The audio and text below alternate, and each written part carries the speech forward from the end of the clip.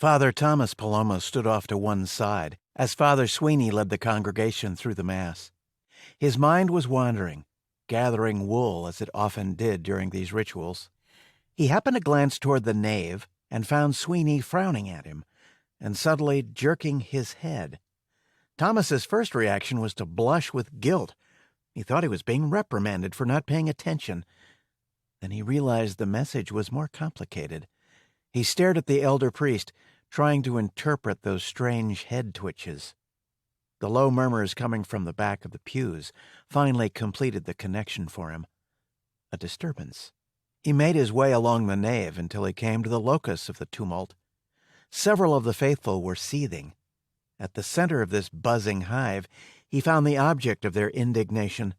It was a young man, wearing a dark suit and tie, sitting quietly, ignoring the commotion his presence seemed to arouse. But as Thomas got closer, he realized it was not a man, but one of them. An android. One of the latest models, in fact. An older woman, prim in a navy-colored dress and a string of chunky pearls, leaned towards Thomas, exposed her uneven yellow dentures, and hissed, "He doesn't belong here." A distinguished-looking man in a tweed jacket with gray hair and matching mustache frowned menacingly. "This is most provocative. It should be reported." Thomas made placating gestures to quieten those inclined to disturb the Mass. The android watched the proceedings with an unreadable expression. He made no attempt to remove himself. Thomas gestured again, a half shrug with an apologetic smile.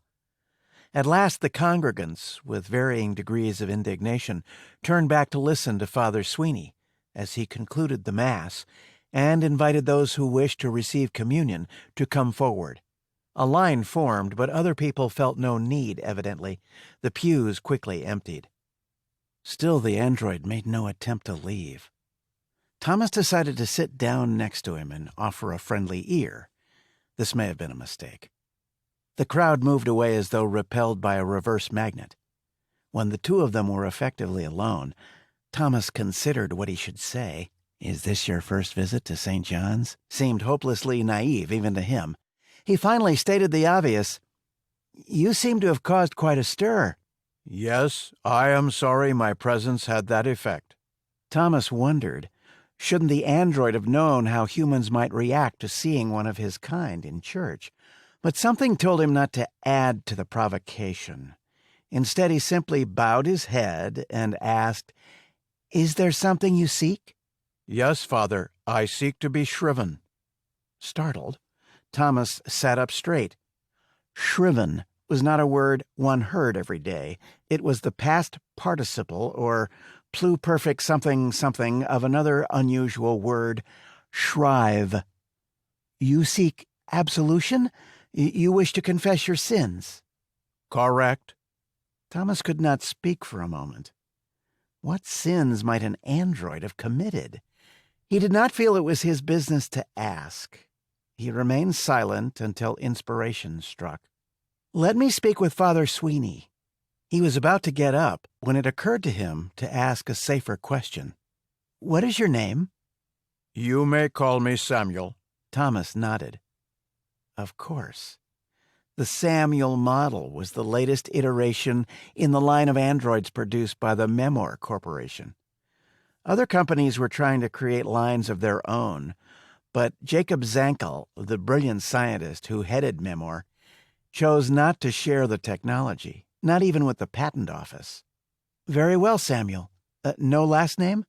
"Only a 12-digit number. Any suggestions?" Thomas was not the creative type. Suggestions.